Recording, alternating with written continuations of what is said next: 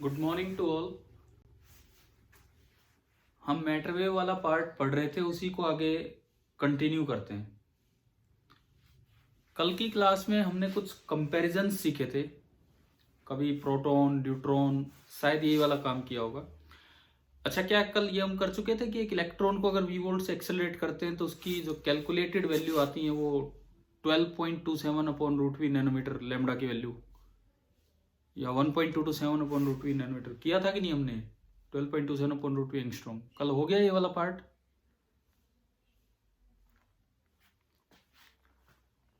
हाँ जी बच्चों, मेरी आवाज सुनाई दे रही है? नेटवर्क आ रहा है ठीक ठाक?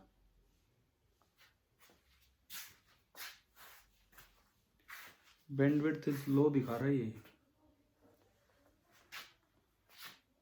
एक बार बोलिए प्लीज, आवाज आ रही है मेरी?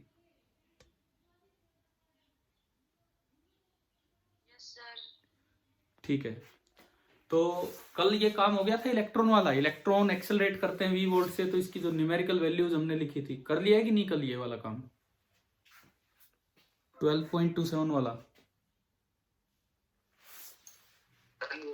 ठीक है ठीक है ठीक है ठीक है। तो अभी देखो, मैटर वेव के बारे में एक दूसरे पॉइंट से हम शुरुआत करते हैं। आप एक बार अपनी ना एनसीईआरटी बुक खोलिए। एक पॉइंट मैं आपको पढ़ाता हूं जिसको हम आगे लेके चलेंगे। अभी पेज नंबर 407 मैंने भी बुक खोली है। एनसीईआरटी पार्ट सेकंड जो आपका है,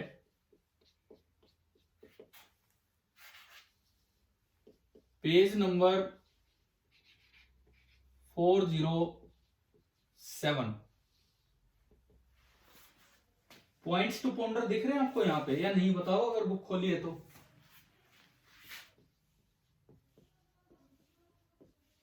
यस सर है।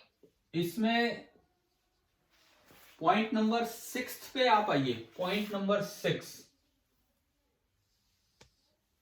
देखो, एनसीईआरटी से छोटी छोटी चीजें भी हमें पढ़ लेनी चाहिए। वो सारी की सारी चीजें कहीं ना कहीं पूछी जा सकती हैं। इस तरह का काम होता ही होता है। 6th पॉइंट में लिखता है the wavelength of a matter wave picture is given by lambda is equal to h by p। मान लो ये पार्टिकल है, सपोज ये पार्टिकल है, और इस पार्टिकल का जो लिनियर मोमेंटम है, मैंने कहा p है। तो आप जो इसकी डी ब्रॉय वेव बनाते हैं, मैटर वेव बनाते हैं इस तरह की करके, इसका जो एवरेज लैम्डा आप लिखते आए हैं, अनसर्टेनिटी तो होगी, वो तो हमने देख ही लिए, वो होता है h बाई पी। पहली बात तो इस पॉइंट में ये बताया गया है कि average lambda is h by P. ठीक है यहां तक। तो उसके बाद ये लिखता है, हाँ थोड़ा सा यार ये मैं भी देख रहा हूँ उसमें लैपटॉप में बैंडविड्थ लो दिखा रहे हैं। सुबह सुबह तो अच्छा आ रहा होता है नेटवर्क जब +1 की क्लास होती है। आप वाले में कभी कभार हो जाती है गड़बड़ इस समय, पता नहीं क्यों। कुछ दिख पा रहा है कि नहीं वीडियो में?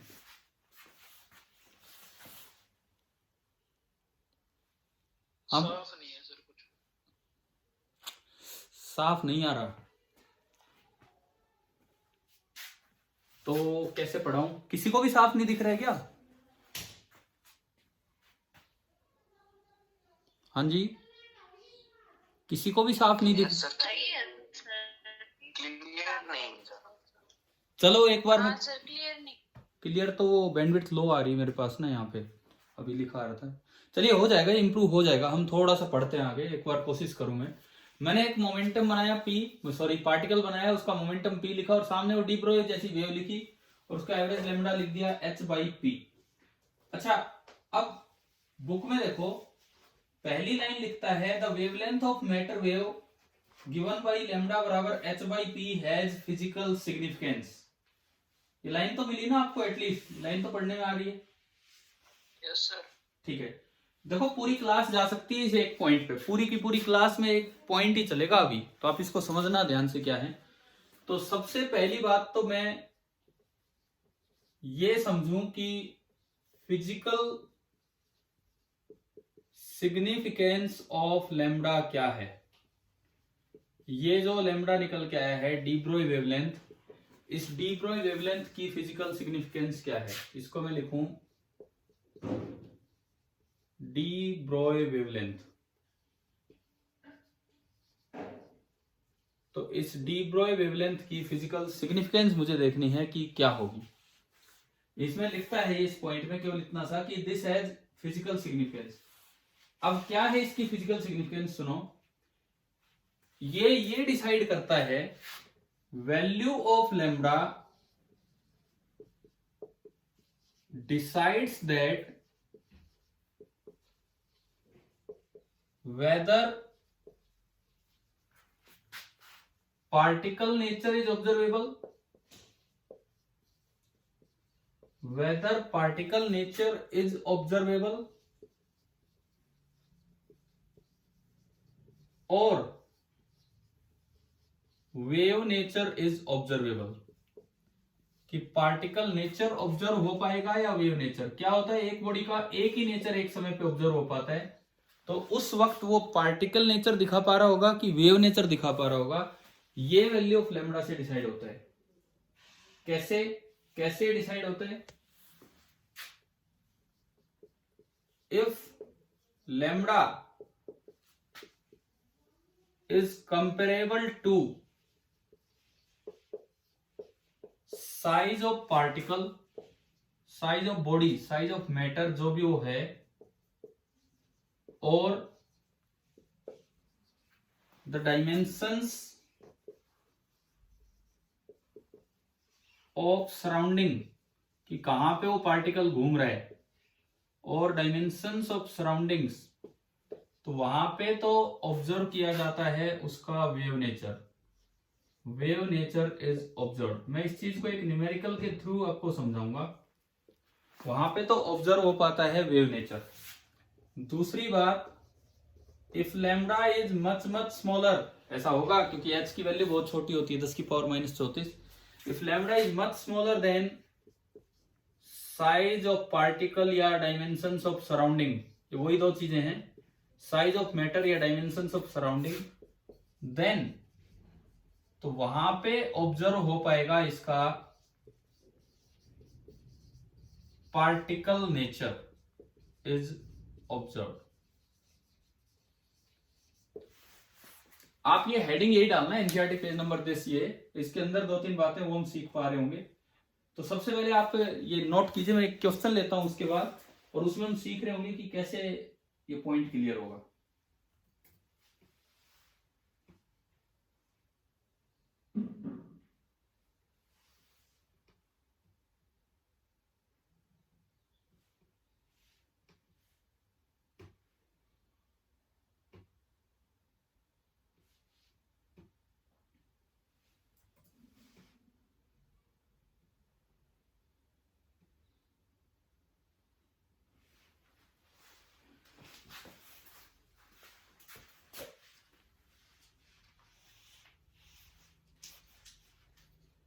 चलिए एक न्यूमेरिकल के थ्रू हम इस बात को आगे बढ़ाते हैं।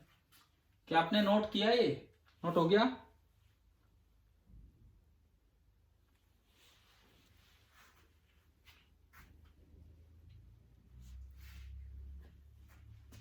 हाँ भाई, लिख लिया ना?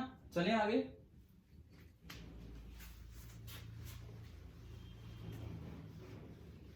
एक क्वेश्चन लेके फिजिकल सिग्निफिकेंस ऑफ लैम्ब्डा हमारी समझ आ रहा होगा। डिटरमाइन द नेचर या observed nature.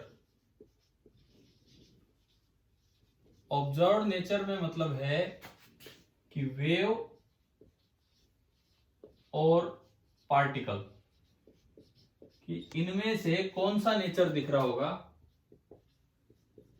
In the following cases. मैं दो अलग अलग आपको सिचुएशन दे रहा हूं और उसमें आपको डिसाइड करना है कि ये कैसा है।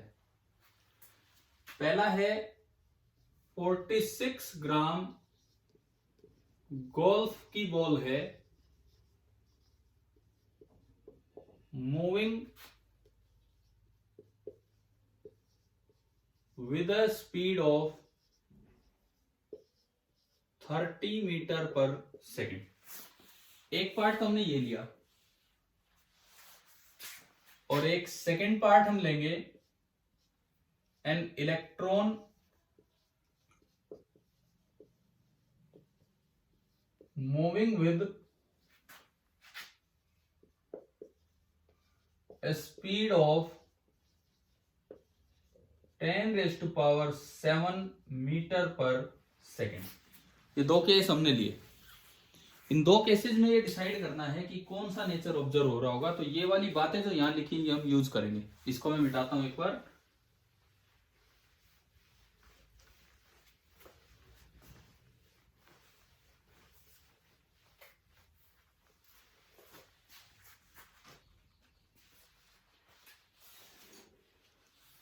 दोनों पार्ट अलग अलग हम सोल्व करें।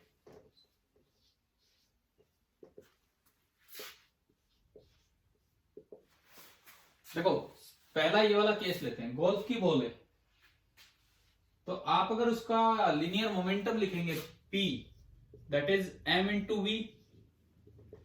मास कितना है 46 ग्राम को मैं लिख सकता हूं 0.046 SI यूनिट में, किलोग्राम में, और स्पीड है 30 मीटर पर सेकेंड। ये आया। अगर मैं इसको थोड़ा सा सिंप्लीफाई करके लिखूं, 3 6 18, 3 4 12 और 1 13, 138। 1 0 से यहां आ जाएगा और 2 पॉइंट और 1.38 किलोग्राम मीटर पर सेकेंड, है ना भाई। ये P मोमेंटम इधर है।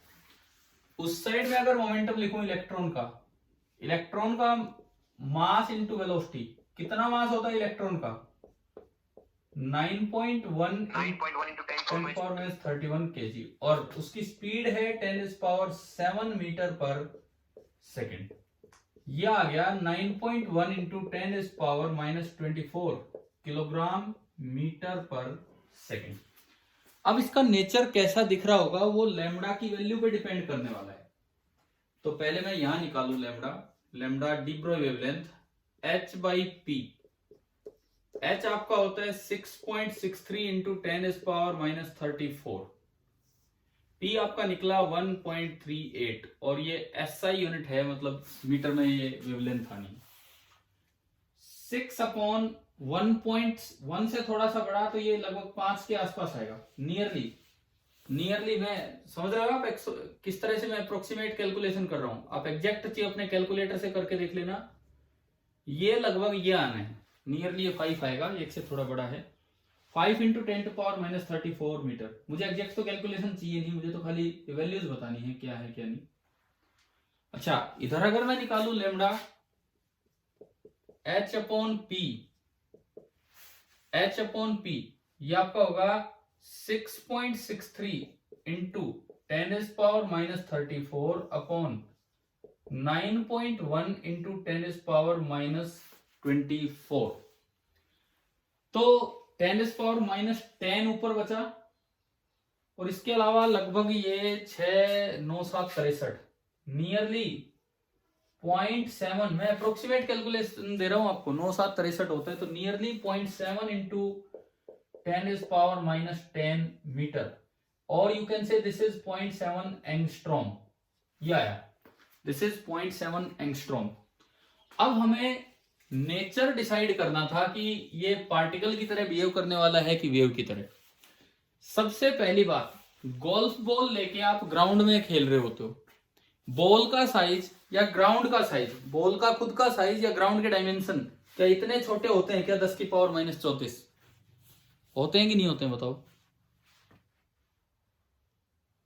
बॉल का साइज कुछ सेंटीमीटर्स में होगा, ग्राउंड का साइज कुछ मीटर्स में होगा, तो क्या उन डायमेंशंस के ये लैम्डा कंपेरेबल है कि बहुत छोटा है ये वाला? बताओ भाई। Very small. Lambda is very small, comparable नहीं है उनसे। यानी कि कौन सा नेचर एक्सपेक्ट करें हम बॉल का, गोल्फ बॉल का? बताओ, पार्टिकल या वेव, कौन सा नेचर? Particle nature. पार्टिकल। हाँ देखो, उस एनसीईआरटी की एक लाइन में बस ये बात थी कि इसकी फिजिकल सिग्निफिकेंस है। अब फिजिकल सिग्निफिकेंस है तो क्या है, कैसे, मैंने उस पर एक क्वेश्चन लेके आपको करवा दिया। अच्छा आप उधर देखते हैं, वो लैम्डा आ रहा है एंगस्ट्रॉम में। इलेक्ट्रॉन घूमता है एटम में। एटम का साइज शायद आपको पता होगा कि जो एच एटम है, हाइड्रोजन एटम के फर्स्ट ऑर्बिट का साइज 0.529 एंगस्ट्रॉम होता है कि नहीं होता है? याद है ये वैल्यू केमिस्ट्री से? Yes sir. एंगस्ट्रॉम में ही एटम के साइज होते हैं। तो जहां इलेक्ट्रॉन घूम रहे हैं वहां पे लैम्डा कंपेरेबल आ गया, वेरी स्मॉल नहीं आया, कंपेरेबल आ गया। यहां पे तो वेरी स्मॉल आ गया था, यहां पे लैम्डा आपका कंपेरेबल आ गया एटम के साइज के, very small to size of ground. मैं इससे कंपेयर किया बॉल या ग्राउंड के साइज से। Comparable to size of atom, जहां इलेक्ट्रॉन की जगह होती है उसके ये कंपेरेबल आ गया। तो बताओ भाई कौन सा नेचर मिलेगा इसका, कौन सा नेचर दिखना चाहिए? Wave nature. यानी कि आपको इसका नजर आएगा, वेव नेचर नजर आएगा। मुझे लगता है ये फिजिकल सिग्निफिकेंस वाली बात इस न्यूमेरिकल से, इस क्वेश्चन से बहुत अच्छे से क्लियर हो गई है। तो आप लोग नोट कर लीजिए, मैं इसका स्क्रीनशॉट लेता हूं, उसके बाद हम आगे बढ़ेंगे।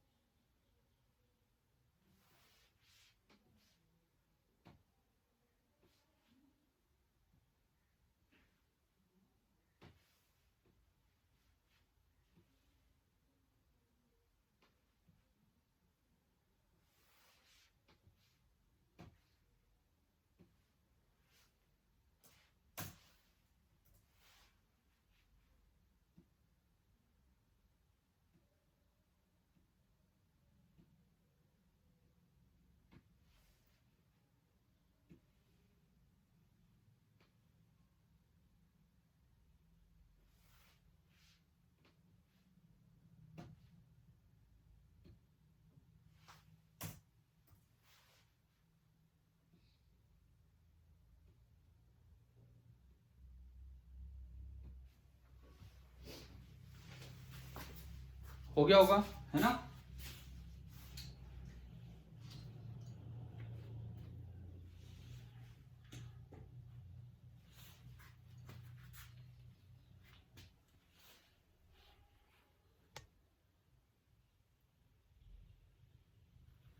अब इस लाइन में थोड़ा सा और आगे बढ़े हम, कुछ और बड़ी अच्छी अच्छी सी चीजें हम सीख पा रहे होंगे अगर हम थोड़ा सा और आगे चलते हैं तो।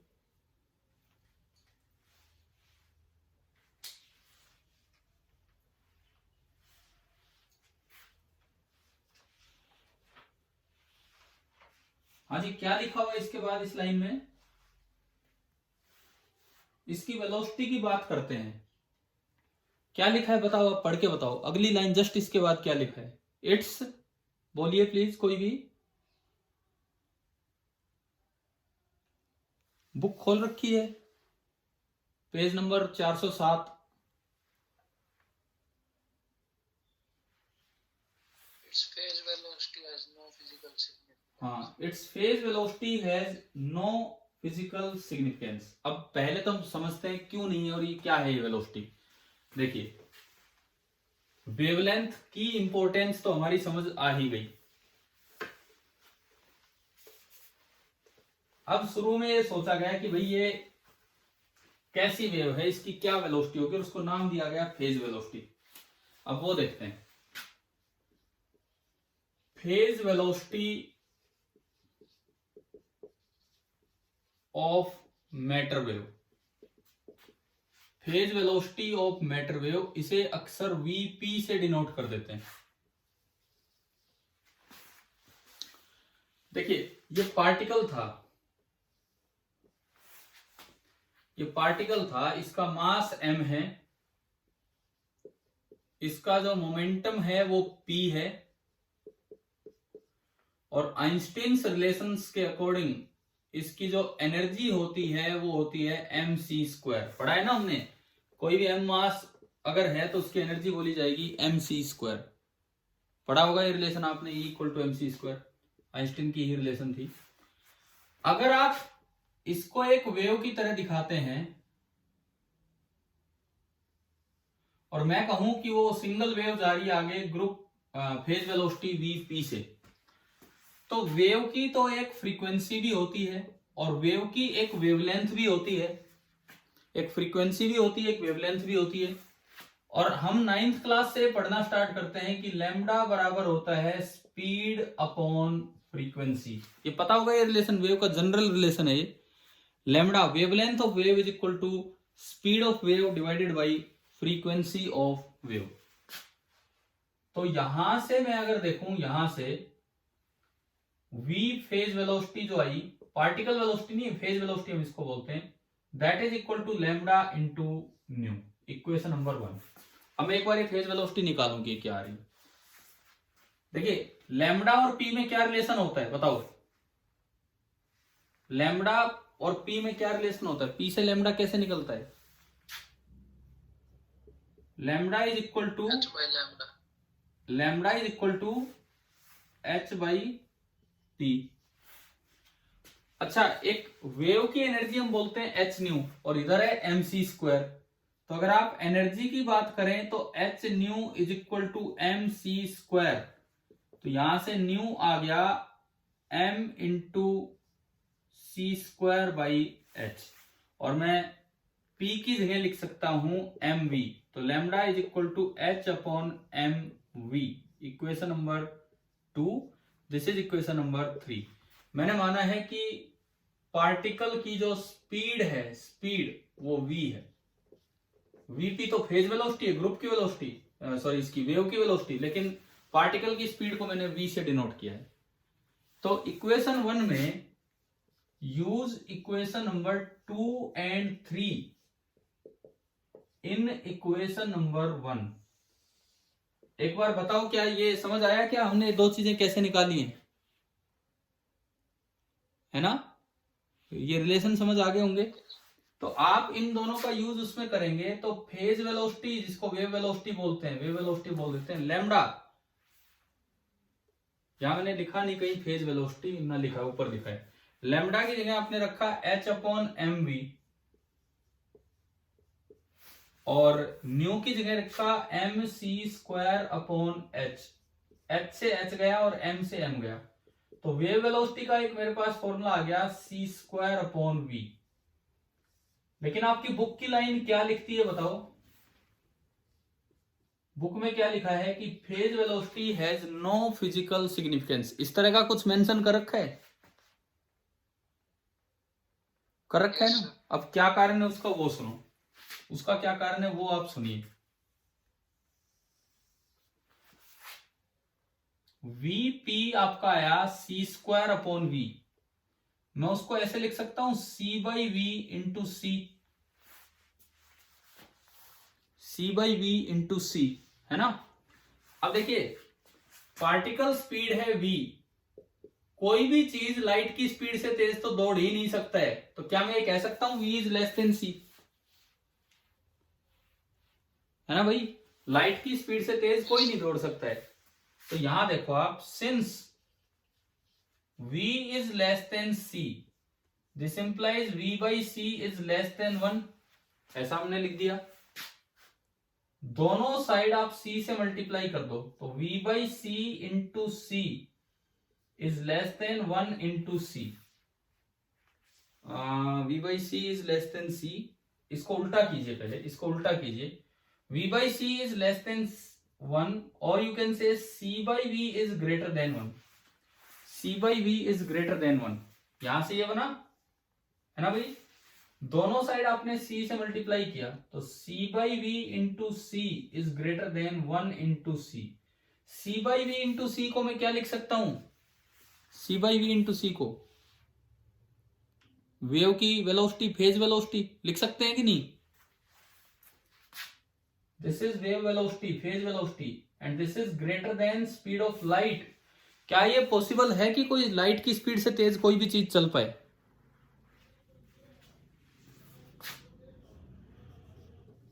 so this thing is not possible, इसका मतलब ऐसी कोई फेज वेलोसिटी जैसी चीज हो ही नहीं सकती है, इसीलिए इसकी फिजिकल सिग्निफिकेंस नहीं है।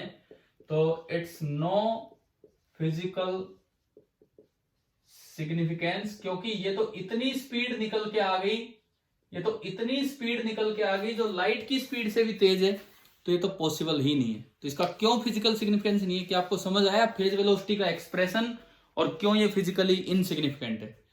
बताओ एक बार मुझे, ये वाला पॉइंट क्लियर हुआ? अभी और है इसमें पॉइंट, आगे इसी में पढ़ेंगे हम। ये क्लियर हो गया आपको फेज वेलोसिटी वाली बात? Yes sir. ठीक है, आप इसको भी ढंग से नोट कीजिए, फिर इस पॉइंट को थोड़ा और आगे हम लेके चलेंगे। आप पहले ये लिख लीजिए।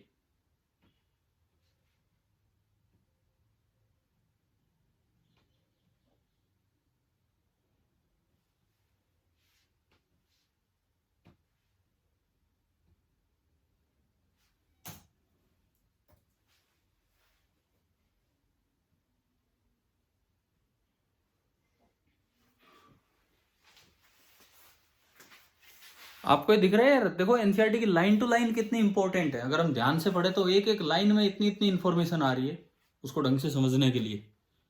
और तैयारी अपनी प्रॉपर और पूरी तभी होगी जब एक एक लाइन हमने पढ़ रखी होगी। मुझे नहीं पता आप एनसीईआरटी पे कितना ध्यान देते रहे हैं, लेकिन प्लीज अब आगे जो भी चैप्टर हम पढ़े उन पे सब पे ध्यान दें। हो गया नोट शायद? आगे क्या लिखता है बताओ लास्ट में, आखिरी स्टेटमेंट क्या है इस पॉइंट की? हाउएवर, बोलिए प्लीज अगर आप पढ़ रहे हैं तो वहां से। हाउएवर आगे क्या लिखा है बोलो, ताकि मुझे भी यकीन हो आप देख रहे हैं। Group velocity of matter wave is physically meaningful and equals to velocity of particle. हाँ बिल्कुल सही आपने बोला था। Group velocity of matter wave is physically meaningful and equals the velocity of the particle. भाई ये जो मैटर वेव है तो पार्टिकल के साथ साथ चलनी चाहिए, ऐसा तो हो नहीं सकता कि ये अलग से भाग जाए। तो इन्होंने एक और टर्म दी हमें यहाँ पे जिसे नाम दिया है ग्रुप वेलोसिटी।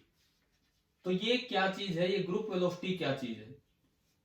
असल में जो ये जो वेव बनती है मैटर वेव, ये थोड़ी सी अलग तरह की वेव है। ये एक वेव ना होके कई वेव्स हैं जो मिलके ऐसी फॉर्म बना रही है। मतलब यूं लगा लो बहुत सारी वेव्स हैं जो मिलकर इस तरह की फॉर्म बना पा रही होंगी, और उससे हमें ये जो शेप है कि इधर जीरो उधर जीरो और लास्ट में ये सब मिल पाता है। तो देखते हैं ये क्या है। आखिरी पार्ट पे मैं चलता हूं।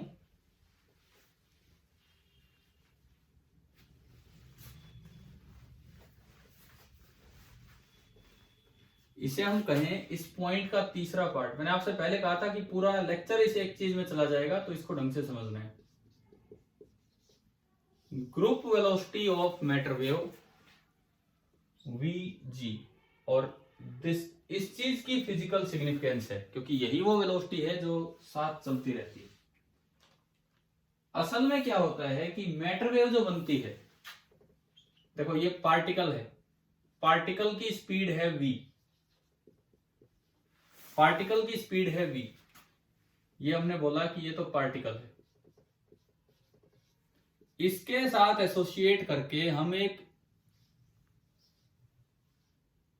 इस तरह की मैटर वेव चलाते हैं, जो एक अजीब से पैटर्न की वेव है। इससे पहले हम इतनी ज्यादा इस तरह की वेव नहीं पढ़ते हैं।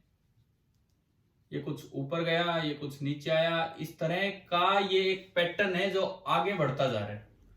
और ये पैटर्न जिस स्पीड से आगे बढ़ता है उसको हम कहते हैं ग्रुप वेलोसिटी, Vg इसको हम नाम देते हैं ग्रुप वेलोसिटी। असल में क्या है कि ये जो पार्ट है इसके अंदर a number of waves are present। बहुत सारी वेव्स इसके अंदर प्रेजेंट होती है, वो मैथमेटिकली एक दूसरे को सुपर इम्पोज करती हैं, और उससे जो रिजल्टेंट वेवफॉर्म आती है वो इस तरह की बनती है। रिजल्टेंट वेवफॉर्म इस तरह की बना करती है। ठीक है, अब क्या होता है, अगर किसी एक वेव को आप फ्री छोड़ देते तो वो फेज वेलोसिटी से जाती, जो निकल के आई c²/v, लेकिन वो लाइट से ज्यादा आ गई, तो इसका मतलब एक को निकाल पाना पॉसिबल नहीं है। This is a number of waves, no single wave can escape from it. No single wave can escape out, क्योंकि अगर एक भी सिंगल वेव निकल गई तो जो उसकी वेलोसिटी बनेगी वो तो ग्रेटर देन सी हो जाएगी, तो वो तो पॉसिबल ही नहीं है। इसलिए वो तो एक सिंगल वेव की वेलोसिटी थी। और ये जो वेव वेलोसिटी ये जो बनती है ग्रुप वेलोसिटी, इसको आप बोल रहे हैं ग्रुप वेलोसिटी, क्योंकि वेव पार्टिकल के साथ साथ चलती है। भाई पार्टिकल के पाए जाने की संभावना इसके बीच में ही है, तो इसलिए since the matter wave proceeds forward with the body, जो भी वो बॉडी है क्योंकि ये उसके साथ साथ आगे चलती है, इसलिए जो ग्रुप वेलोसिटी होगी vg, group velocity, that is equal two particles speed. तो हमारा ये जो तीसरा पॉइंट है इसमें कि vg is equal to v, मतलब ये कुछ इस तरह का वेव पैकेट होता है जिसके अंदर बहुत सारी वेव्स हैं, जिसके अंदर बहुत सारी वेव्स हैं, वो सब मिलके ना एक ऐसा फॉर्मेट बना देते हैं और एक दूसरे के पैर खींच रही होती है। भाई तू भी आगे नहीं जाएगी, तू भी आगे नहीं जाएगी। अगर एक भी फ्री होगी तो वो इतनी भयंकर स्पीड से जाएगी, phase velocity C square by V, लेकिन वो लाइट की स्पीड से ज्यादा है, तो इसका मतलब उसको फ्री कर पाना पॉसिबल ही नहीं है। तो ये आपका तीसरा पॉइंट है। इस पॉइंट के अंदर, सिक्स्थ पॉइंट के अंदर तीसरी बात है ग्रुप वेलोसिटी वाली बात। ठीक है, कीजिए इसको भी नोट, आप बना लीजिए।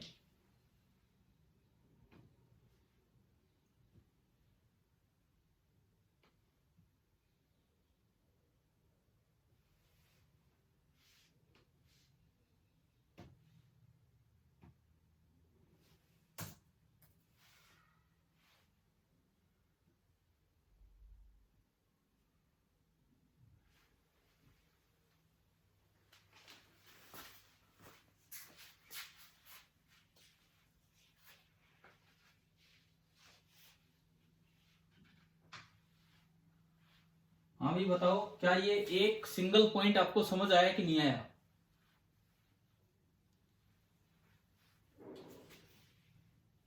अगर आ गया हो तो हम एक और छोटा, ठीक है ना। देखो मैं इसीलिए आपको एनसीईआरटी की इंपॉर्टेंस बता रहा हूँ। मुझे नहीं पता आप कितना इसको सीरियसली लेते हैं, लेकिन एक एक लाइन इसमें कितना कितना हमें सिखा के जा रही है, इस तरह की बात है।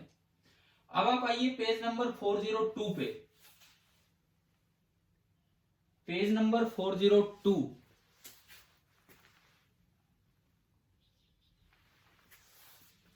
इसमें आपको एक ब्लू कलर में दिख रहा है, ब्लू कलर में अलग से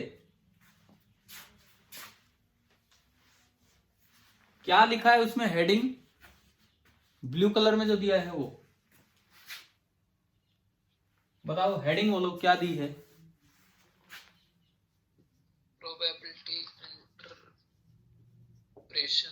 probability interpretation to matter wave, probability interpretation to matter wave. छोटी छोटी बातें हम समझे यार, इनको किसी को भी इग्नोर ना करें।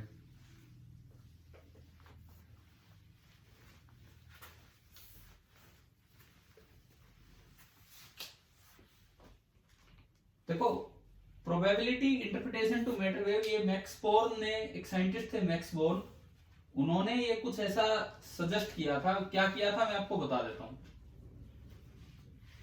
पता नहीं कभी केमिस्ट्री में वेव फंक्शन जैसी कोई चीज आ भी गई हो आपके लिए, नहीं तो मैं बताता हूं अभी क्या है।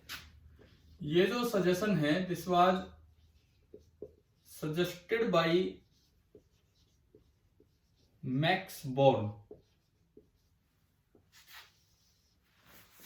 मैक्स बोर्न की एक सजेशन थी, इन्होंने कहा कि आप जब मैटर वेव को इस तरह बनाते हो, यहां यूं ले गए, यहां थोड़ा और ऊपर ले गए, यहां थोड़ा और ऊपर ले गए, फिर कम किया, और ये ग्रीन कलर में हो सकता है थोड़ा हल्का सा दिख रहा हो आपको, कोई बात नहीं, ये मैंने बनाया। और ये मैटर वेव है, इसकी इस तरह की ये शेप है जो कई वेव से मिलके बनी होगी, अभी अभी हमने सीखा।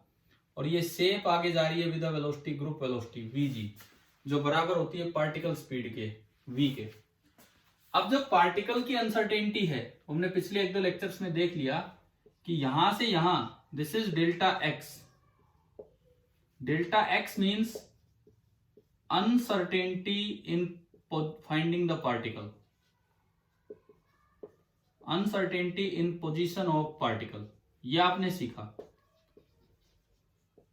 फिर भी पार्टिकल इस इलाके में कहीं ज्यादा चांस है पाए जाने के और कहीं कम चांस है पाए जाने के।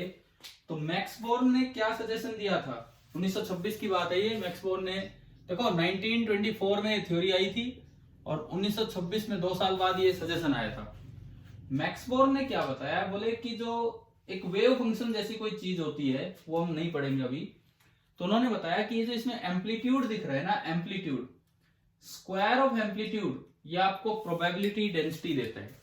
स्क्वायर, यहां एम्पलीट्यूड ज्यादा है, देखो मैं एक पॉइंट नंबर 1 बना रहा हूं, एक point number 2, point 3, point 4, point 5, 1 2 3 4 5 में से बताओ कहां एम्पलीट्यूड ज्यादा है? 3 पे। सो मैक्सिमम चांस पार्टिकल के 3 पे है। Maximum chance of finding the particle is at 3। हम कल इस चीज को कंटिन्यू करते हैं, आज आपका टाइम पूरा हो गया है, कोई बात नहीं, हम कल इस चीज को आगे बढ़ाते हैं मैक्स बोर्न के इंटरप्रिटेशन के साथ कि कैसे एम्पलीट्यूड से उन्होंने रिलेट किया था। ठीक है, मुझे लगता है आपको सही समझ आ रहा है, आगे कल कंटिन्यू करेंगे। Thank you.